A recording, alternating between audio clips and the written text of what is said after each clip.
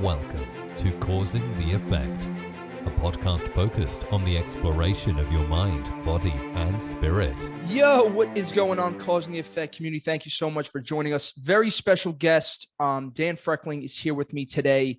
Me and Dan have been chatting for the last couple minutes, and usually I was telling Dan, I like to tell the journey as we go through the episode, but Dan, just lay it all out because it was such a powerful thing. I'm a little moved by it. I did not expect all of that, but start wherever you would like, just to give people a background on your journey and which way we're going to be moving for this episode. Yeah, absolutely, Scott. And as I've listened to your prior episodes, some of the ones that really touched me were your podcast with Joe Travato in December about how he beat cancer, and some of the themes that he talked about physiology and getting himself back in shape were things that I experienced as I tell you this story. Sure.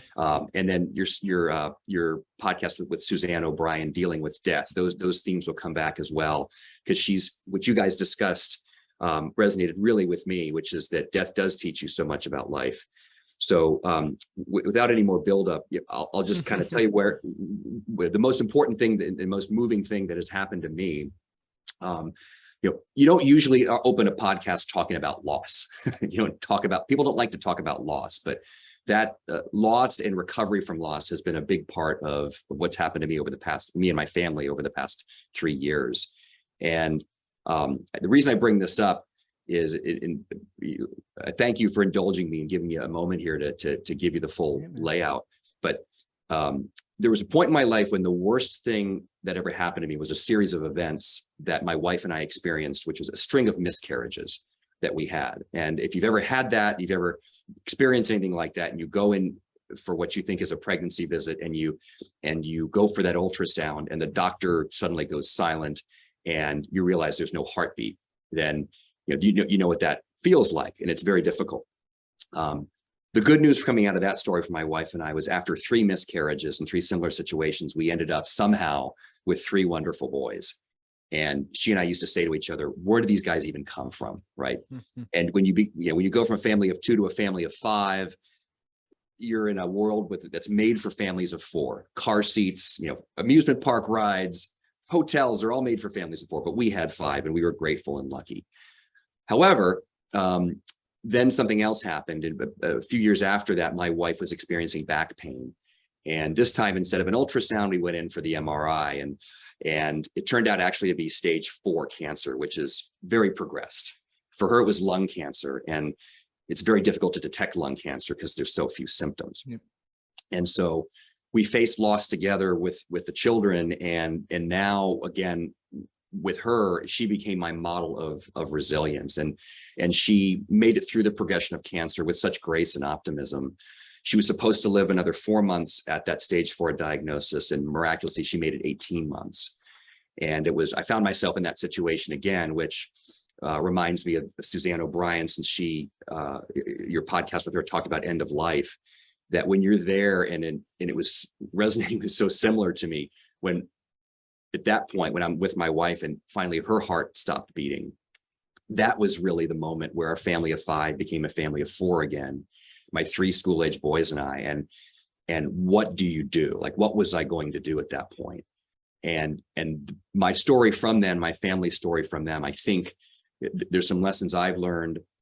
Prior to any of these, I didn't have the experience of illness that I just described. And I kind of had to figure it out.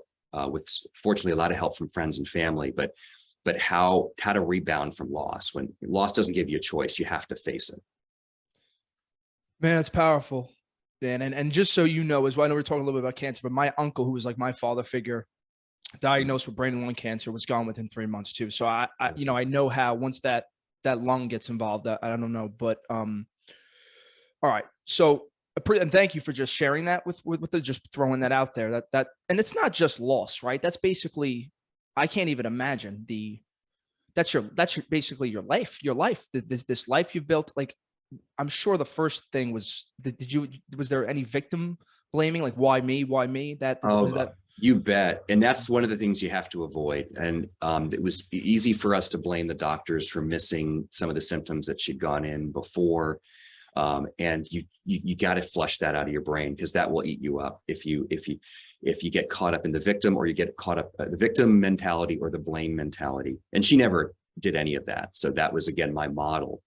But it's funny, right? Your life changes. The words you're using there, Scott, your life does change, but you also realize something in that moment. You realize you have two lives, and that your second life begins when you realize you only have one life. And so everything since then, of making the most of the time that we have, that's been something that I've internalized, and I try to, with my boys, try to teach them as well.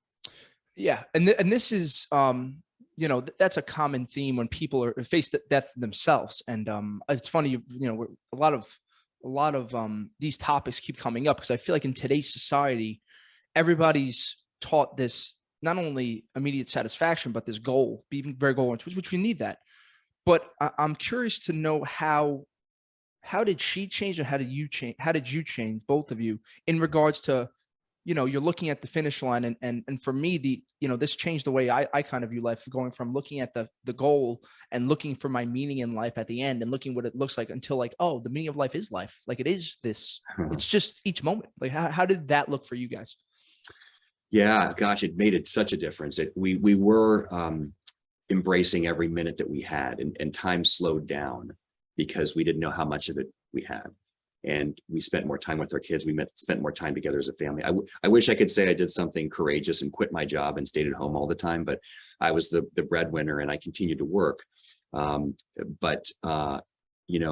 We did cherish all those moments. And this is going to be an ironic statement, but when the pandemic hit, it was actually a relief, because that restricted my travel, and that restricted social obligations and everything else. So we could be together as a family. We could be the five of us enjoying her last moments. And then from the period beyond that, when we had to refactor our family, and I was now a stay-at-home dad, a stay-at-home working dad, but I'd never been anything like that before. My boys were at home because of the pandemic shutting down schools. Those times together and that closeness and that proximity allowed us to learn a lot more about each other as a family, but also build resilience together, because we were hunkered down and the rest of the world was hunkered down. It wasn't like we were the only ones hunkered down and the rest of the world was going on just like business as usual. The whole world was going through some sort of trauma. We were going through a little bit more trauma, but that mindset of being goal-oriented, yes, but also building that bonding time and making sure we had that together was facilitated by the pandemic. No, absolutely. And you got hit with two bombs, cancer, and then a pandemic, which, two life-altering things for lots of people. You could have broken. It's always been the goal of mine to be the person, not like a cold person after somebody's dead, but to be like the person that you could depend on when you're at the wake and everybody's hysterical. And like, not that you're cold to it, obviously you feel it, but you're choosing to kind of be the patriarch. And it sounds like that's kind of exactly what you did, not only for yourself, but for the boys. Yeah, that's a good observation, is that sometimes when you're experiencing the loss, others, you need to comfort others. And that was something that Annie would do, my wife, when she was sharing her cancer story, and they would get really upset, and she would calm them down, and she would act like that proverbial person at the wake who's got it under control and who others see as a rock. But it's ironic, right? Joe Travato mentioned that in your podcast as well, that he was comforting others about his cancer. Mm-hmm. And it's strange you find that in you, but it's a natural human tendency to want to help others, even when you are feeling like you're the one who needs help, to still extend that helping hand to others. And Annie was a great model of that. What is the biggest thing that you learned that Annie taught you from her process, from her, I don't even know what to call it. The journey, the cancer journey. The things that I think I learned from her, probably four things. And one is to focus on what you can control, focus on the things you can control. And I always thought of that, I'd heard that before, but I always thought of that as a productivity hack. Hey, you get more done, but it's not. It's actually a happiness hack. And it's, you read into it, it's Stoicism and Zen talks about this, that if you narrow your attention on the intersection of what you can control and what matters, and that's surprisingly like a small overlap, and imagine a Venn diagram, then you spend time on what you can influence. And it's actually not a shrinking of your concentration and attention. It's actually an expansion of your ability to to change the world around you. So this will sound like a strange reference, but there's a great book by Jocko Willink, Extreme Ownership. Yep. And he's always about own the problem, even when it feels like it's external and it's out of your control. Try to own the parts that you can.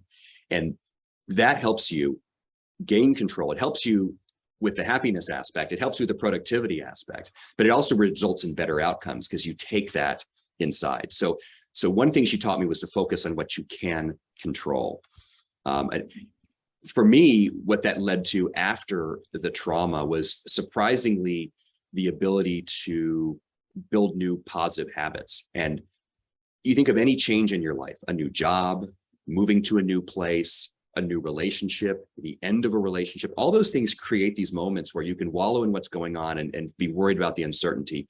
Or you can say, this is actually the best time in my life to change habits. And you have I think, the most neuroplasticity when you go through some kind of change and even some kind of trauma.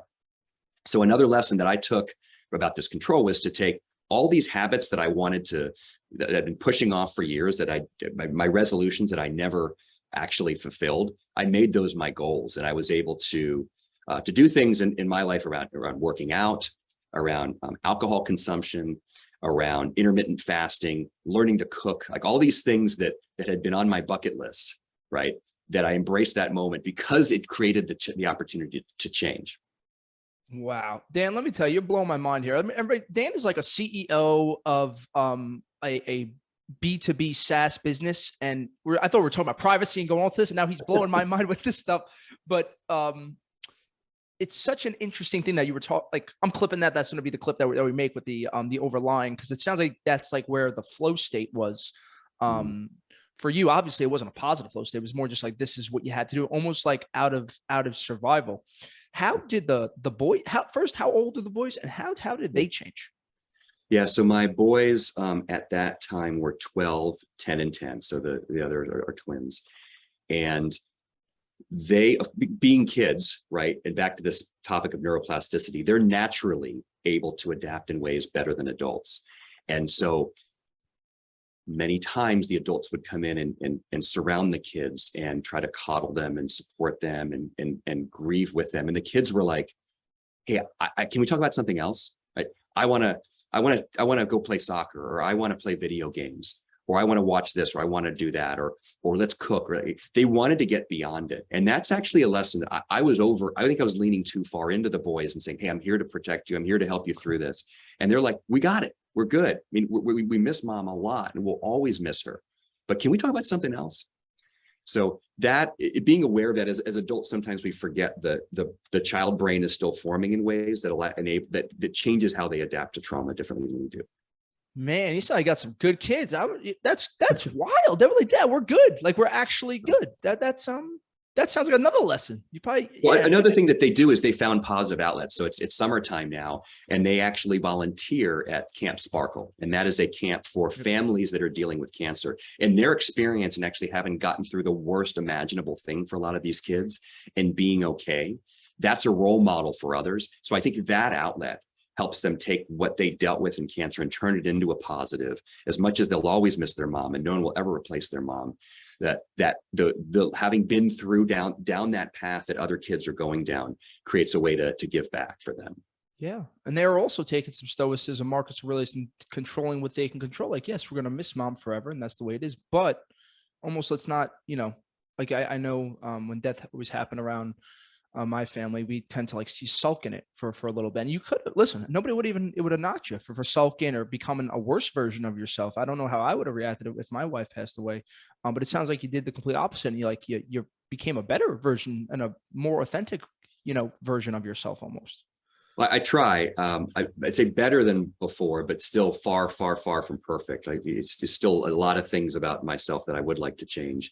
But I think one other element, which your Joe Travato episode reminded me of, is that all of this is physiological. Like all the mental, the spiritual, the emotional, all the stuff we're going through has a physiological component to it. And so I think the other fail safe for me that got me through any stress, and still today as I'm running Boltive as a CEO, is getting up early and working out and starting your day with that and making that a routine. that is something I never regret. And just getting your day started with the endorphins going balances out everything else that can follow. So I try to teach my kids that, because they're going to go through their own stresses. I can't even imagine what their lives are going to be like, because they're growing up in an era different than I did. But if you think of habits, you think of mindsets, but not just the mind, the body, and how to get your body ready for the stress and the uncertainty and the randomness of chaos that you're going to face. That is a fail-safe fallback I would recommend for everybody. Yes, and I'm going to say I hope to have a son one day, Dan, and he's going to have the Scott School of Hard Knocks, because we're waking up, we're meditating for an hour together, then we're going to go to the gym together. We're doing the whole shtick, because it's such physiology is so tied into your thoughts. And there's been data that's coming out now with, your negative thoughts affect, like you were saying, the neuroplasticity, which gives you a better chance of stress and all this stuff that I'm curious to know, because like for me, I would say I'm going through COVID was amazing for me. I got to be one myself. I was like, it was just a nice calming place. How you were mentioning, it felt like there's more space to think. There's more consciousness almost. And since we got back to the world, it's been like just a little bit of cancer in the family, a little bit. It's just little things that keep knocking you down, where I see my thoughts becoming more negative and more, I don't know, not as positive as it once were. Like, how did this whole thing change the actual thought process of Dan Frechtling? Gosh, that's a really good way to ask it. The thought. So we've talked about, recognizing that focusing on what you can control. I think another one, again, borrowing from Annie, is that, and this is another Stoic belief, right? Think of every day as if it were your last day. And the way you'd want to behave on your last day on earth is the way you should behave today. And again, I'm far from perfect, and I do a lot of things I regret. But if you act in the way that you'd be proud of as if it were your last day, then I think that thinking and that subtle shift just kind of reminds you how precious time is, because we don't have a whole lot of time, right? We don't. It flies by, decades fly by. That, I think, was a mindset shift for me that was pretty profound too. How do you balance everybody? Like, Dan's a stud in the business world, let's say, senior associate from McKinsey, has MBA from Harvard Business School, a lot of good things here. And you're talking like a very hippie guy, Dan. I love it. This is what I want to hear. Like, how has the values changed for you from being the younger version of yourself to even how you were before Annie's journey to even how it looks today? Like that actual value system for Dan.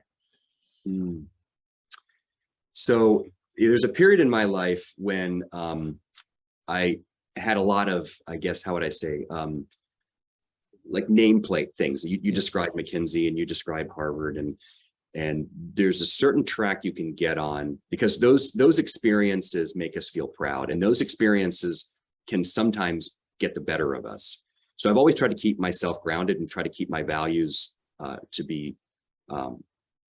I'm a capitalist, but to try to be a non-capitalist in ways that I can be. And again, I'm not the only one who does this. There's a lot of better models than I, a lot more philanthropic people than I, a lot more giving people than I am. So, but you asked me how I changed. I think recognizing that when you go through life and you have some successes and you start to get kind of back to these brain chemicals, and we talk about endorphins with exercise, and you start to flood yourself with serotonin and you feel proud, and it might be conspicuous consumption, it might be winning a contest, it might be sports, whatever that is, that if you get too far into that serotonin can lead to being too prideful, right? And that backfires. And I've seen that happen in others, and I've always wanted to avoid that myself. It's much better to cultivate serotonin in others. And in a company, that means giving credit where credit's due, and realizing that there's very little of what happens in my company, Boltive, is because of what I'm doing. It's because of the team I'm fortunate to have cultivated, or to have hired, or to have been gifted when I joined the company. And so that mindset of being grateful for the people that are around me and not taking that internally is another big lesson. What else would I say is that lots of times, earlier points in my life, it was all about the hard skills. It was always about the quantitative. It was always about where's the money coming from and how to maximize that. And a little bit of that was was in the 90s and early 2000s, that was the predominant belief. Shareholder supremacy. The world's changed. It's not just me, right? I'm more of a follower than a leader of this. But as the millennial generation, the next generation do care more about the softer side and the sustainability and social justice in those areas, that those are also parts that have changed my mindset, just being swept along in that with everyone else. And that's good, right? Because you can get caught up in the prevailing point of view with shareholder supremacy as a business school student. Like, that was the answer. It was about maximizing wealth for the owners of companies. And now we much more recognize that there's a broad set of stakeholders that includes employees, that includes consumers, that includes others affected by what you do, and not losing sight of that. I think that is, for all the things we can say about the negative effects of social media, I think one of the positive effects of social media has been raising awareness to those other stakeholders and after effects. Exactly. And that's well said. I think that awareness, it's like a consciousness is almost expanding within us. All of us are aware now that the news is different. Instead of Walter Cronkite telling you what's going on in the 70s and 80s. Now it's like, who do I listen to? You have to be aware of who you're listening to when you're listening to it. It's such an interesting thing. Now I want to bring in the privacy piece and how this not only affected the journey, but how this drives, like, I would say, your mission today. Mm-hmm. You want to get into that a little bit?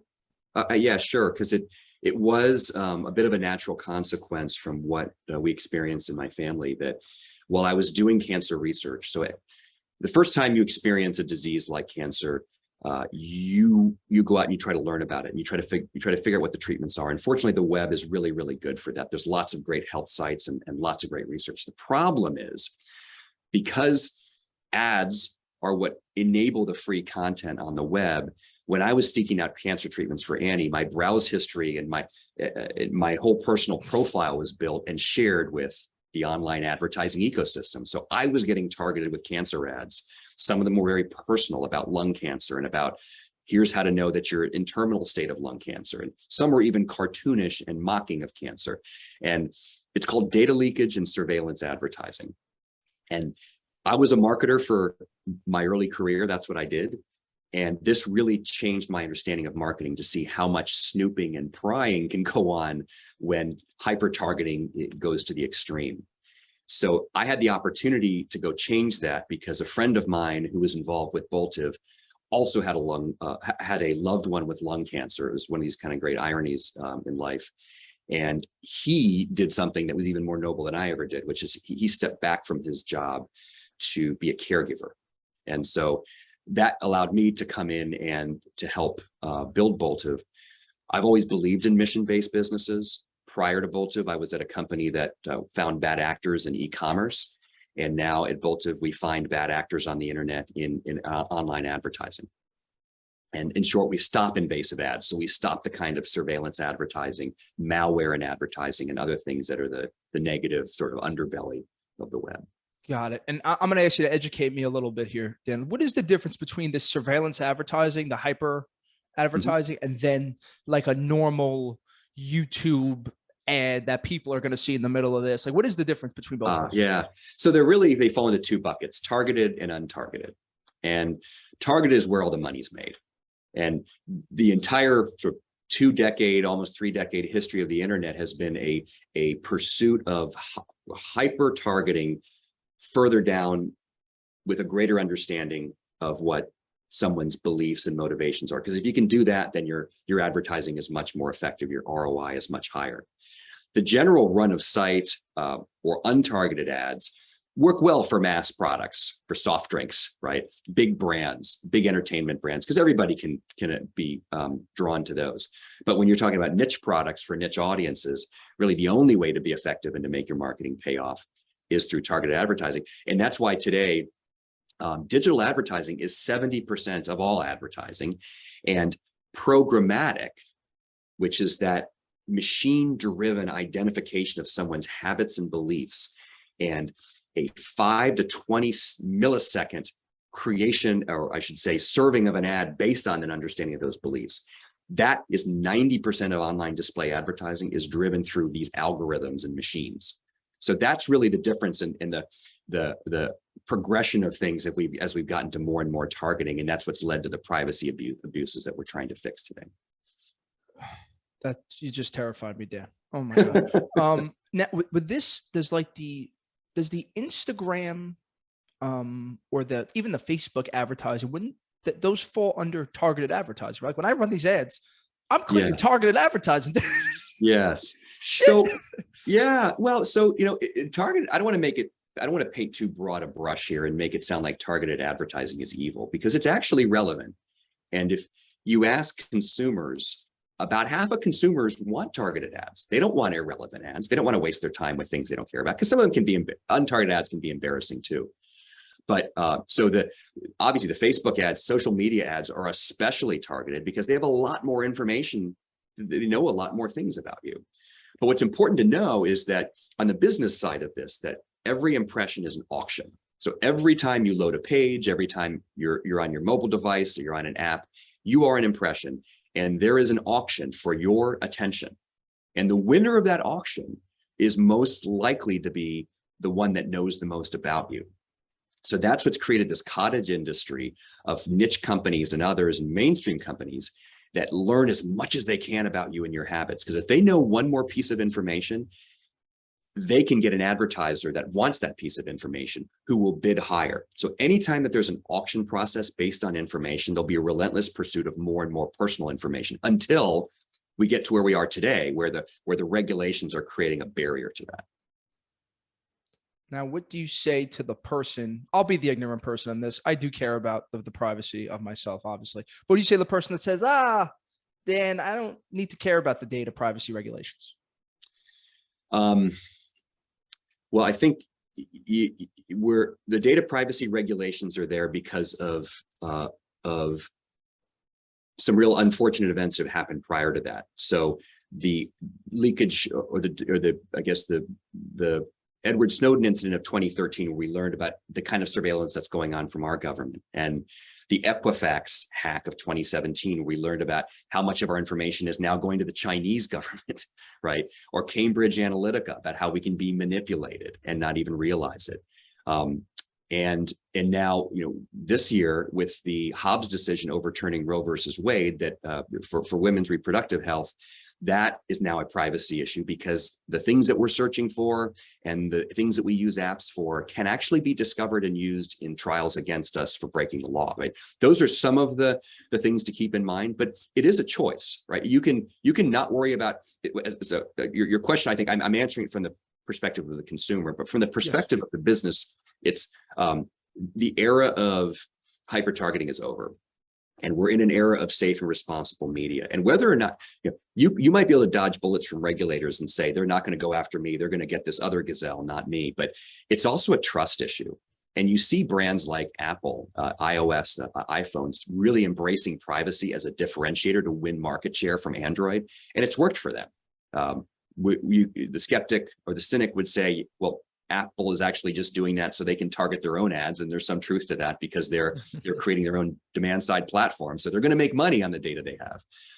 But that aside, as a business owner, consumer trust is your biggest asset. And if you lose that, which you can, if you're the result of regulatory action, that's devastating. Wow. Now, what do you say to the person that says, Dan, I want to be safe. I don't want to, be too caught up in this, but I have to have social media. How would you coach somebody to get through it and have that balance of not being, because like you're saying, even attention, I feel like that is something that people don't have a ton of, and it's from social media. It's from this, or, my Instagram knows I love booties, Dan. It's popping up, it keeps coming. How did somebody kind of get themselves through this while having the balance of, I'm aware of this, I see what's happening, I want to do what's best in the bet for me, but I still want to be active and have a life on social media? Yeah, because if you take this to its conclusion, then you don't post anything on social media, and all the fun kind of comes out of your sharing. It's a series of choices. And I guess what I would say is that kind of look at each of your digital habits and decide whether you're comfortable with that information sharing. So we just talked about mobile phones. You may want to use iOS, and you may want to turn off app tracking, and you may want to delete your unused apps. If you want to find ways from your mobile device of dialing up privacy a little bit without harming too much of your engagement. With browsers, and as I mentioned companies, I have no affiliation with any of these companies. It's just kind of helping your listeners know where to go. For your browsers, you might choose a more privacy safe browser like Brave or Ghostery Dawn or Firefox that by default block third-party cookies. That might be something you do. With your, now you give up some convenience, right? Because Chrome is a very convenient browser to use, but you might make that trade-off. Your search engine, you may use DuckDuckGo instead of the other more popular search engines. Start Page is another one. And those search results are a little more protected from targeting and discovery. You might, for email, you might use anonymous email from time to time. Apple offers it. 10-minute mail and other solutions online allow you to do that if you don't want your email floating around everywhere. Other things, accept those security updates when you accept those software updates. I'm like the last one to update my software because I always feel like if I update my software, it's going to break, and I don't want it to be the guinea pig where it breaks on. So I wait and wait, but that's where the security patches come in. And for people that really want to get advanced, and this may be among your listener base, you can go out and remove information from those people search websites that basically live by allowing people to spy and snoop and figure out things about others that they wouldn't want known. Others recommend using blocking your IP address with a secure VPN like Tor and many others. So there's so many different ways you can go. It really comes down to your tolerance. But for me, I think being aware of your browsing, your search engine, your email, your social sharing, and then your mobile device, those are the key areas to ask questions. It sounds like if we wanted to do it, if I wanted, because I'm a time guy like you, right? If I want to do, I just, change the, get a new search engine, like you said, change the Chrome, get that out of there, do Firefox, and then even buy a secure VPN. Those three things are quick, they're simple, and that would fix, I would say, at least help some of the situations. I feel like a lot of people don't care about it until something happens to them, and then all of a sudden they're going to become, then they're going to care about, like, what do you think, where's the future lie with data privacy? So there's a bright future and there's a bleak future. And I'll start with the bleak future. But the bleak future is that these regulations are going to have unintended consequences because the privacy rules have a disproportionate impact on startups and small and medium businesses. It's harder to comply for them. And we might find ourselves in that bleak future back to how the internet started in the 90s, where it was these walled gardens like AOL and CompuServe. Now the names are different. Like we know the big tech companies, but those become dominant because they have the resources to follow these laws and ensure privacy. And that's where the consumers go, and that's where the advertising dollars go. That's viable. That's a viable model, but it's antithetical to the open web that we've grown up to experience. So let's try to avoid that bleak future. And one of the things that Boltive does is to make privacy services available to businesses of all sizes outside big tech so they can comply much more efficiently. The bright side is that we're in an era where the pendulum has swung the other way, and privacy first, brand safe era is here, that consumers get to vote now. You and I get to vote now on how our data is shared or not shared. We may get compensated if we choose to share it.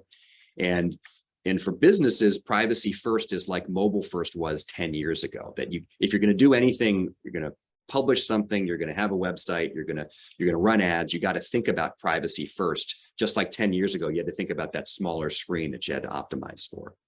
So that, I think, is a brighter future. I don't think it's going to be one bleak answer or one bright future answer. I do think the pendulum is going to swing back and forth as consumers embrace privacy and then change their minds and shift towards embracing convenience.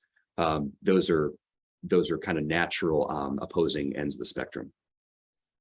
How do we get there from convenience, speed, blah blah blah, to privacy first? It's going to, fortunately or unfortunately, it's going to be catalyzed by these laws. So we have GDPR coming out of Europe, which has been around since 2018. And that's resulted in a lot of changes already, where global businesses basically operate as if their entire region is Europe. Because the idea being, if you solve for the most stringent global privacy regulations, then you're never going to regret that, right? That's playing it safe. So that's one law. But I think in the US, we're doing it a little bit differently. We have California leading the way with CCPA and now CPRA taking effect in 2023. 2023 is going to be an amazing year. January 1, we have CPRA in California taking effect. And then the other states that have followed. Dan, I don't know what these mean. I'm not going to sit here and bullshit. Oh, yeah. I'm sorry. I'm getting into lingo. What is CCPA? And then you said CPRA, those two. Yeah. I'm sorry. No, you're good. I love it. I love it. Yeah.